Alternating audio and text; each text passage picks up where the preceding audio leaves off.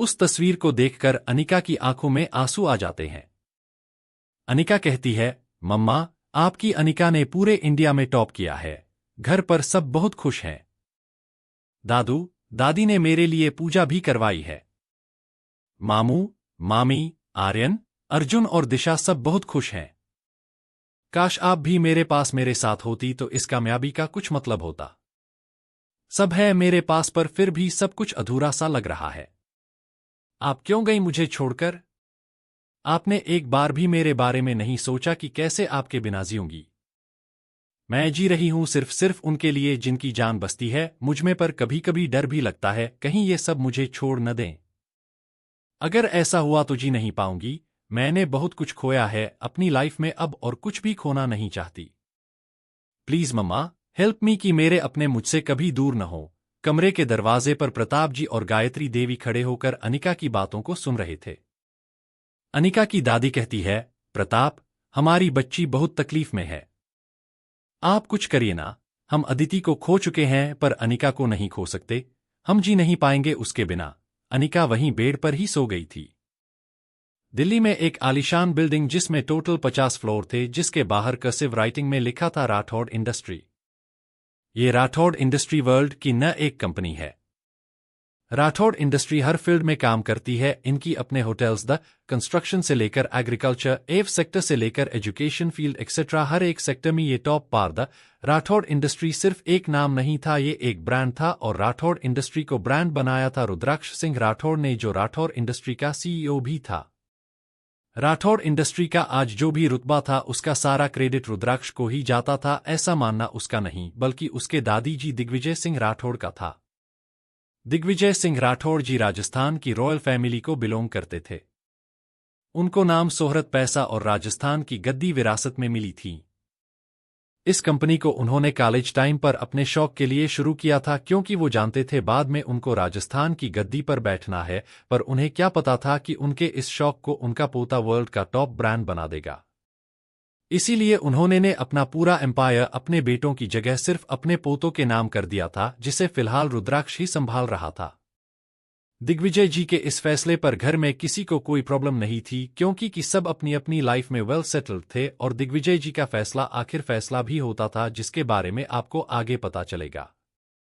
Rathore family, Digvijay Singh Rathore, दादी जी कल्याणी सिंह राठौड़, दादी आरती Singh Rathore, mom Vijay Singh Rathore, dad Ajay Singh Rathore, चाचू प्रार्थना सिंह राठौड़, चाची कबीर सिंह राठौड़, भाई रेहान, छोटा भाई रोशनी सिंह राठौड़, बहन रोशनी और रेहान अजय और प्रार्थना के बच्चे हैं। ये सब लंदन में रहते हैं। कबीर भी अपने चाचा चाची के साथ ही रहता था। लंदन में उनका अपना बिजनेस था, जिसकी वजह से वो पिछले 15 साल से लंदन में रह रहे हैं। Dev Mittal, friend cum business partner, assistant cum friend Rohan. अब आगे राठौड़ इंडस्ट्री। इस वक्त मीटिंग रूम में सभी डिपार्टमेंट के हेड बैठे थे। सबके चेहरों में डर और टेंशन साफ नजर आ रही थी। इस मीटिंग को विजय जी हैंडल कर रहे थे। वो अपनी नजरें पूरे मीटिंग रूम में घुमाते हैं और कहते हैं, अगर इतना ही डर है अपने बास का तो गलती से भी गलती क्यों करते हो? सब परेशान देखकर विजय जी कहते हैं, डरने की जरूरत नहीं है। कुछ टाइम से जो प्रॉब्लम हो रही है 2 दिन में ठीक करो। ये तुम्हारा गुड लक है कि रुद्राक्ष। उन्होंने ने बस इतना ही कहा था, मीटिंग रूम का डोर खुला और रुद्राक्ष मीटिंग रूम में एंटर हुआ, और इसी के साथ सबकी सांसें थम सी गई। देव और रोहन भी रूम में एंटर करते हैं। वो दोनों रुद्राक्ष के पास वाली चेयर पर बैठ जाते हैं। रोहन एक फाइल रुद्राक्ष के सामने रखाता है।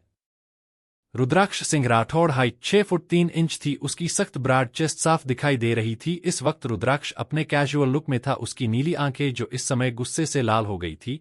रुद्राक्ष दिखने में जितना हैंडसम और अट्रैक्टिव था, और जब गुस्से में होता था तो उसका रौद्र रूप कईयों को तबाह कर देता था।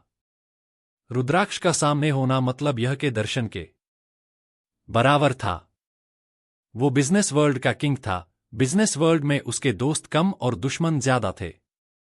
रुद्राक्ष के हाथ में पिछले 1 महीने का डाटा था। इस 1 महीने में काफी लॉस हुआ था, पर वो लॉस न के बराबर ही था।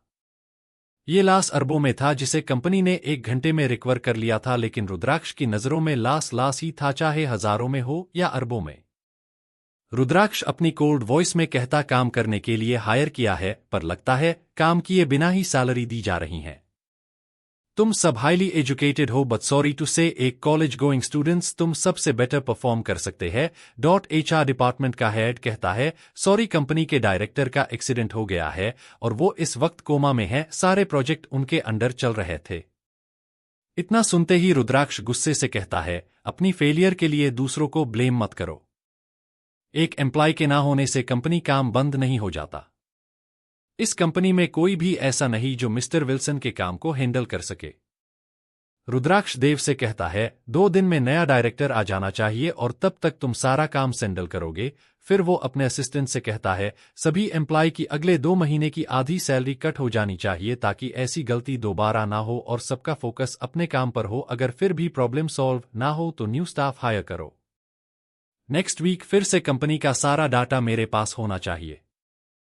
दरअसल रुद्राक्ष 1 महीने के लिए यूरोप बिजनेस ट्रिप पर गया था, पर कंपनी में सडन प्रॉब्लम की वजह से उसे 1 हफ्ता पहले ही आना पड़ा। उसके आगे के ट्रिप को विवान पटेल हैंडल करने वाला था। इंडिया का सारा बिजनेस रुद्राक्ष हैंडल करता था और इंडिया से बाहर का बिजनेस विवान हैंडल करता था। वो ऑनलाइन अपनी कंपनी को देखता था, जब कंपनी में उसकी जरूरत होती थी उसको जाना पड़ता था। कंपनी में जो प्रॉब्लम चल रही थी रुद्राक्ष के आते ही 90% सॉल्व हो गई थी। अब मिनटी खत्म हो गई थी। रूम में सिर्फ विजय जी, रुद्राक्ष देव और रोहन दा। विजय जी कहते हैं, रुद्राक्ष बाकी सब तो ठीक था पर उनकी सैलरी को कट नहीं करना चाहिए। माना कि गलती हुई है पर ऐसे सैलरी कट करना सही नहीं होगा। रुद्राक्ष कहता है, आप कंपनी के को चेयरमैन है तो आपको उस हिसाब से सोचना चाहिए। वैसे भी उनको जो सैलरी मिलती है वो दूसरी कंपनी की सैलरी से 3 गुना ज्यादा है, तो आपको ज्यादा सोचने की जरूरत नहीं है। रुद्राक्ष गहरी सांस लेता है। अब वो नॉर्मल हो गया था क्योंकि उसका रौद्र रूप सब पर बरस चुका था।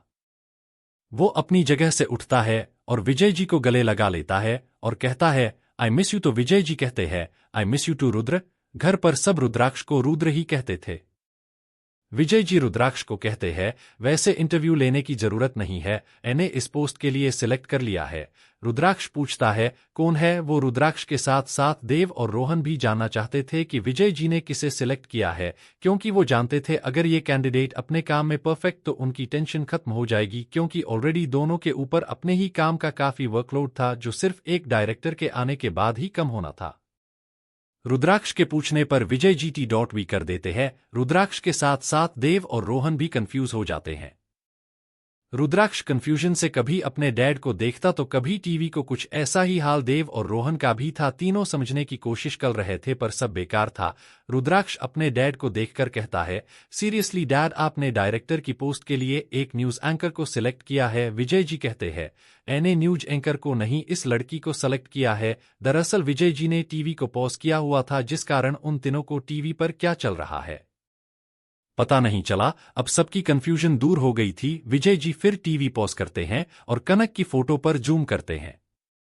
विजय जी कहते हैं, इसका नाम कनक आहूजा है, देहरादून से है, M.B. में इस साल इसने पूरे इंडिया में टॉप किया है। विजय जी की बात सुनकर जहां देव और रोहन बहुत खुश थे, पर यह खुशी चंद पलों की थी जिसे छीनने वाला खुद उनका दोस्त है। अपने डैड की बात सुनकर रुद्राक्ष गुस्से से कनक की फोटो को देखने लगता है। रुद्राक्ष का चेहरा गुस्से से लाल हो जाता है और अपनी ठंडी आवाज में कहता है, सीरियसली डैड, आपने एक मामूली सी लड़की को इस पोस्ट के लिए सेलेक्ट किया। अगर ये कोई जोक है तो बहुत ही बेकार जोक है। हमारी कंपनी वर्ल्ड्स बेस्ट कंपनी है और एक छोटे से शहर की लड़की जो हमारी कंपनी में ही फिट नहीं होती और आप सीधा उसे डायरेक्टर का पोस्ट ऑफर कर रहे हो। विजय जी कहते हैं, इंसान की पहचान उसकी काबिलियत पर होती है, जगह से नहीं, और वैसे भी मैंने उसे ज्वाइनिंग लेटर भी दे दिया है, 2-3 दिन में वो यह आ जाएगी।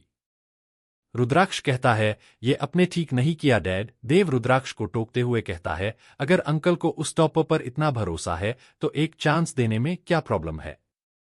रुद्राक्ष कहता है, प्रॉब्लम यह है कि जो भी इसके लिए कैपेबल होता है वो इंडिया का नहीं, ऑक्सफोर्ड यूनिवर्सिटी का टॉपर होता है, और मैं इस पॉलिसी को चेंज नहीं करूंगा। विजय जी कहते हैं, कभी कभी चेंजेस जरूरी होते हैं, बिजनेस में भी और लाइफ में भी। रुद्राक्ष कहता है, आई एम सॉरी डैडी, मैं आपके इस डिसीजन में आपके साथ नहीं हूं। विजय जी कहते हैं, ठीक है, देव इंटरव्यू लेने वाला है। जो भी इस इंटरव्यू में सेलेक्ट होगा फिर उसका और मेरी टॉपर का फाइनल इंटरव्यू होगा। देखते हैं तुम्हारा टॉपर जीतता है या फिर मेरा। रोहन देव के कान में कहता है, बाप बेटे की जंग में बिचारी टॉपर पिसने वाली है, भगवान करे वो आए ही ना, ये युद्ध अपने आप ही रुक जाएगा। देव हाँ में सर हिला देते हैं। देव कहता है, आज पहली बार अंकल देव के अगेंस्ट खड़े हैं, कुछ तो खास होगा इस लड़की में जो अंकल ने डायरेक्ट ज्वाइनिंग लेटर ही भेज दिया। रोहन कहता है, पर यह बात रुद्राक्ष को भी समझनी चाहिए। रुद्राक्ष अपने डैड को देखकर कहता है, डिसल डन, वैसे डैड आपने गलत इंसान चुना है, आप पहली बार हारेंगे वो अपने बेटे से। रुद्राक्ष की बात सुनकर विजय जी कहते हैं, अपने बेटे से हारने का कैसा गम, पर मुझे पूरा विश्वास है कि मैं ही जीतूंगा, आप अपनी पहली हार के लिए तैयार हो जाइए हुकुम सा। इतना कहकर वो वह से चले गए। कुछ देर बाद रुद्राक्ष अपने कैबिन में अपनी चेयर पर बैठा था और अपने डैड की बातों के बारे में सोच रहा था। वहीं सोफे पर बैठे देव और रोहन उसे देख रहे थे। रुद्राक्ष गुस्से से कहता है, चाहे जो हो जाए तुम कभी भी डायरेक्टर के पोस्ट लिए सिलेक्ट नहीं हो पाएगी। रुद्राक्ष देव को कहता है, इस टॉपर का इंटरव्यू मैं लूंगा, देखता हूं कैसे क्रैक करोगी इस इंटरव्यू को। देव और रोहन अब अपना सिर पकड़ लेते हैं क्योंकि आज तक रुद्राक्ष के लिए इंटरव्यू को कोई भी क्रैक नहीं कर पाया था। रुद्राक्ष को कनक से कोई प्रॉब्लम नहीं थी, बस पास्ट में उसके साथ कुछ ऐसा हुआ था जिस वजह से वो किसी पर भी भरोसा नहीं करता था। और कनक से गुस्से की वजह उसकी अचीवमेंट नहीं थी, बल्कि उसके डैड का किसी आम इंसान को बिना मिले बिना जाने उसका साइड लेना था। देहरादून रात का समय, सारा परिवार कनक की सक्सेस को सेलिब्रेट करने के लिए घर से निकल गए थे। कनक ने एक फ्लोरल सिंपल सा ड्रेस पहना था, उसने अपने बालों को खुला छोड़ रखा था। वहीं स्वाति ने नी लेंथ ब्लैक कलर का वन पीस ड्रेस पहना था, दोनों बहुत खूबसूरत लग रही थी। दोनों ने फेस मास्क लगा लिया था क्योंकि स्वाति तो पहले से फेमस थी और कनक पिछले 2 दिनों से चर्चा में थी। करीब आधे घंटे बाद सबकी कार देहरादून के सबसे बड़े होटल के बाहर रुकती है। ये होटल चौहान फैमिली का ही था। सब गाड़ियों से उतरकर अंदर जाते हैं। वो वीआईपी गेट से एंटर कार्ट है जो सिर्फ वीआईपी लोगों के लिए ही थी। सब एक प्राइवेट एरिया में बैठे थे जिसे कनक ने ही अरेंज किया था। जब भी सारी फैमिली एक साथ बाहर जाती थी तो इसी होटल में आते थे क्योंकि चौहान फैमिली का अपनी अलग पहचान थी। सभी को अपनी प्राइवेसी पसंद थी। घर के बड़े लोगों को तो लोग थोड़ा बहुत जानते थे, पर घर के बच्चों के बारे में सिर्फ सबने सुना था, देखा नहीं, क्योंकि अधिराज जी ने बच्चों को सेफ्टी रीजन की वजह से मीडिया से दूर रखा था और उन तीनों भाई बहन को भी कोई शौक नहीं था पब्लिक फिगर बनने का। जितनी रेपुटेड फैमिली से बिलोंग करते थे उतने ही डाउन टू अर्थ थे। होटल का जी खुद उनका ऑर्डर लेता है। थोड़ी देर में सबने खाना खा लिया था। कनक और स्वाति को छोड़कर बाकी सभी घर वापस चले गए थे।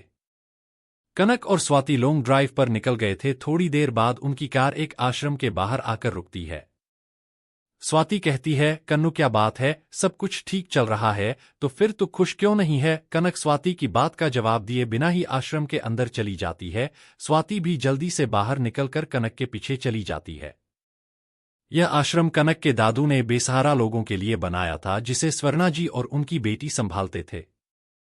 दोनों इस वक्त आश्रम के में बेंच पर बैठी थी। कनक कहती है, मुझे समझ नहीं आ रही कि मैं क्या करूं, अपने परिवार के साथ रहकर दादू और मामू की हेल्प करूं या फिर अपने सपनों के बारे में। स्वाति कहती है, मेरी मान तो तू कुछ भी मत कर, बचपन से अब तक बहुत कर लिया तुमने, हम दोनों ना वर्ल्ड टूर पे चलते हैं, मजे से 5-6 महीने ऐश करके आए गए, भाड़ में जाए काम और दुनिया, ज्यादा से ज्यादा क्या होगा, हम बिलियनर्स से लखपति बन जाएंगे, कोई गम नहीं, फिर से मेहनत करेंगे और फिर से अरबपति बन जाएंगे। स्वाति की बात सुनकर कनक जोर जोर से हंस पड़ती है। कुछ देर की खामोशी के बाद कनक कहती है, मैं दिल्ली शिफ्ट हो रही हूं। स्वाति कहती है, क्या यार कन्नू, तूने तो सारा ट्रिप ही बर्बाद कर दिया। कनक कहती है, तुझे पता है ना मैं काम के बिना नहीं रह सकती। स्वाति अपना फोन निकालकर किसी को फोन कर देती और कहती है, हम आ रहे, सब कुछ रेडी करो, और फोन रख देती है। कुछ देर बाद दोनों वापस घर आ जाती है। राठौड़ पैलेस, रात के समय सब रुद्राक्ष का डिनर पर वेट कर रहे थे। करीब 5 मिनट बाद रुद्राक्ष और देव घर के अंदर आते हैं। लिविंग एरिया में रुद्राक्ष के दादा दादी मॉम डैड बैठे थे। रुद्राक्ष अपने दादू और दादी के पैर छूकर आशीर्वाद लेता है। कल्याणी जी रुद्र को अपने गले लगाकर कहती है, 1 महीने बाद इंडिया आए और आते ही ऑफिस चले गए लगता है।